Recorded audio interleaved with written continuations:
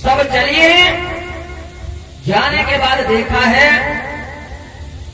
रंभा ने क्या किया है, श्रृंगार बना के चली है। कैसे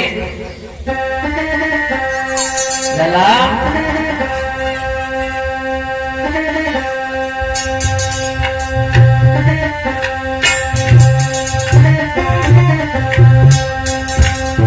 आज इंद्र की अप्सरा चली है भक्त ध्रुव की समाधि को जगाने के लिए। कैसे आरे चली है सिंगार सजाई रंभा रानी। अरे चली है सिंगार सजाई रंभा रानी।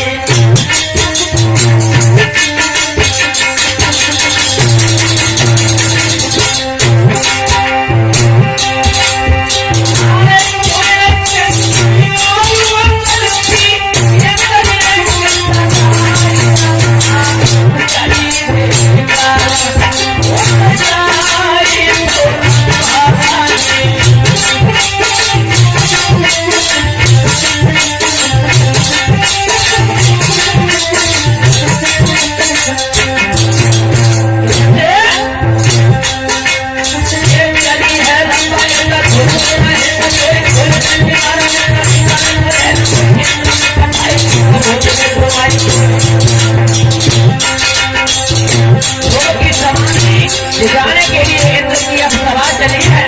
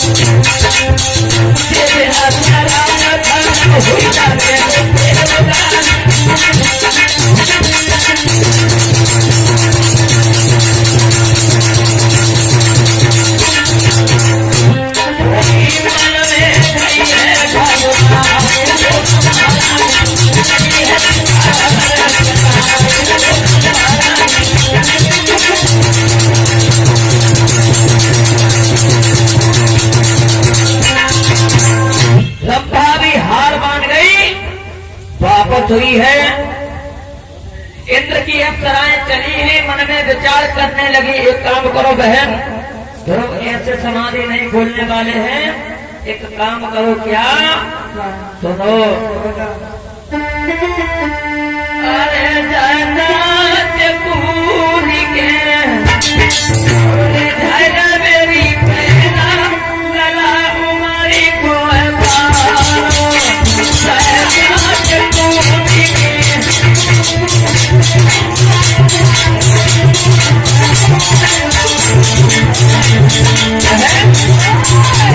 ऐसे आपके नहीं खोलेंगे।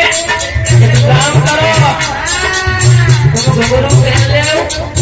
हाँ गुरु गुरु का तुम गुनगुना ले लो। तुम मछलियाँ ले लो।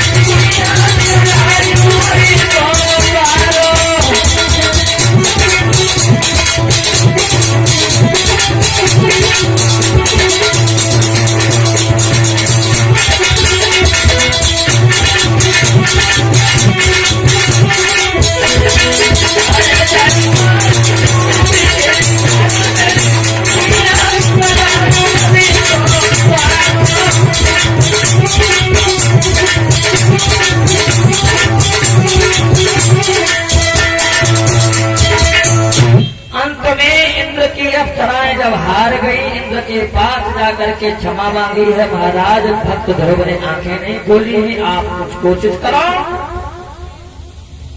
इंद्र ने क्या किया है, अंत में इंद्र खुद ही चलने के लिए अब तैयार हुए हैं। इधर भगवान ने विचार किया अगर हम नहीं गए तो मेरे भक्त का मान चला जाएगा।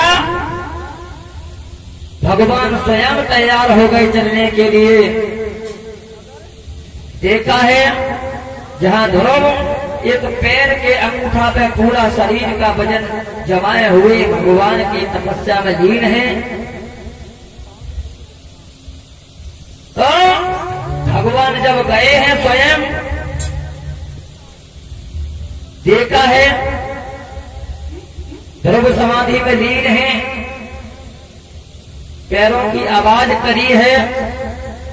हो सकता है ध्रुव आंखें खोले, आवाज लगाई है, हे भक्त हम आ गए हैं। ध्रुव आंखें खोलो, लेकिन फिर भी ध्रुव ने आंखें नहीं खोली। क्यों नहीं आंखें खोली? देवऋषि नारद जी ने बताया था कि भगवान का स्वरूप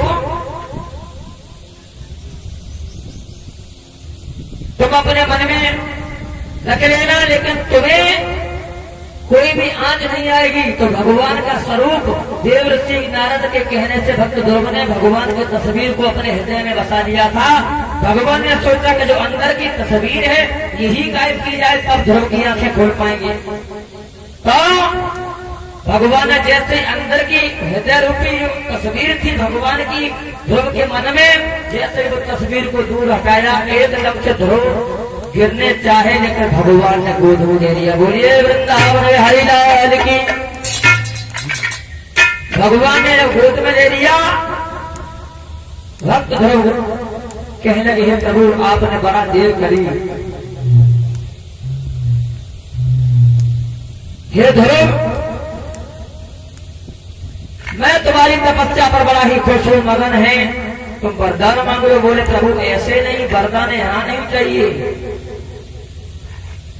हम जब से अयोध्या छोड़ के यहाँ आए हैं तब से मेरी माँ रो रो के अंधी हो गई है। पहले मुझे मैया के दर्शन करने हैं।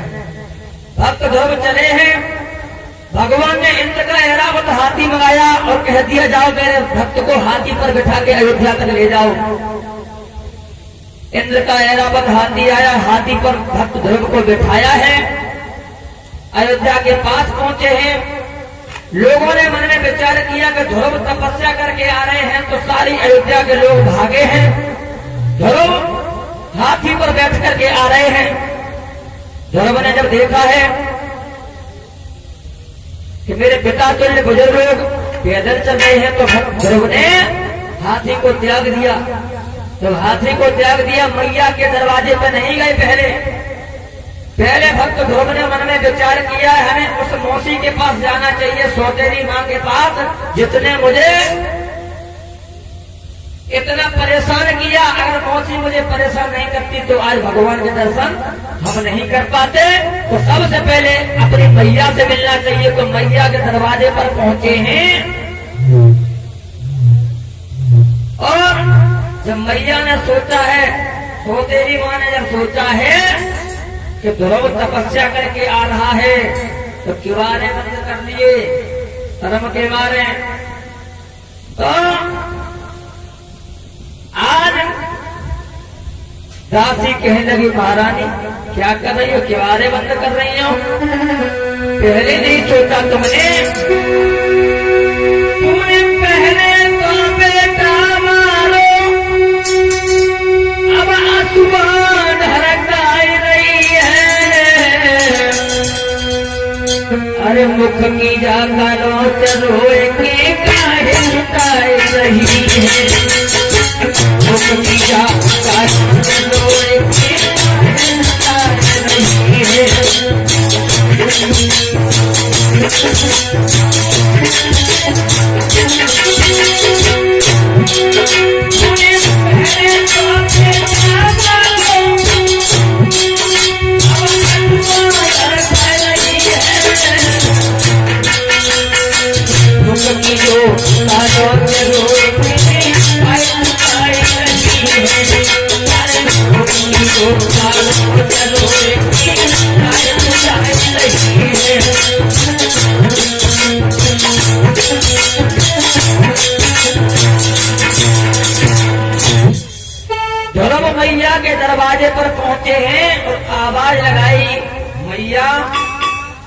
अरे मैया देव तेरा लाल आ गया। तो तेरी माँ को भक्त ध्रुव आवाज दे रहे मैया, अरे माता दरवाजो खोलो। मैया तालियां बजाते हो सभी लोग। अरे माता दरवाजो खोलो, आएगो तेरा सामने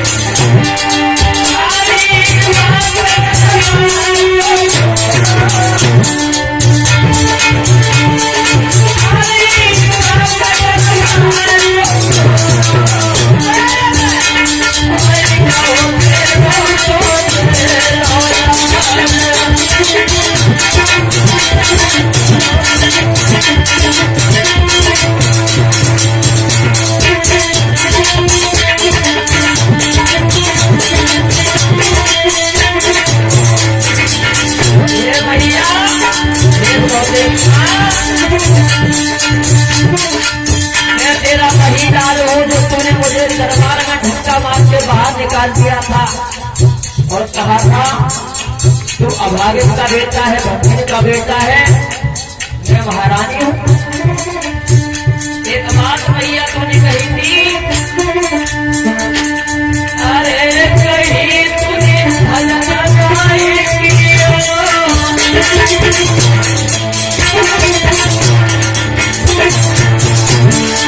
अरे कहीं तूने भजन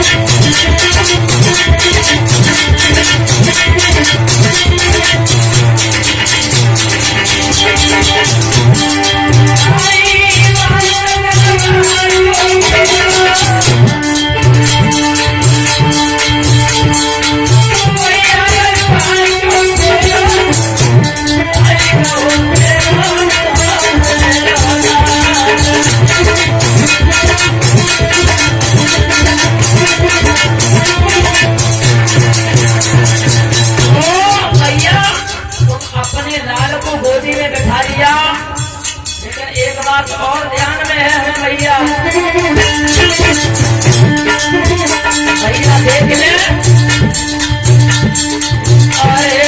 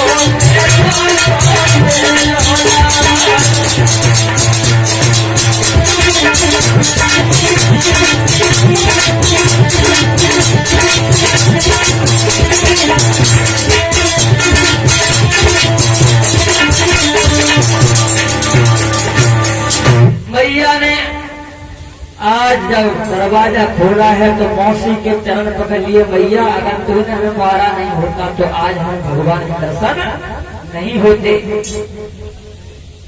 मैया बड़ी ही लज्जित हो रही है।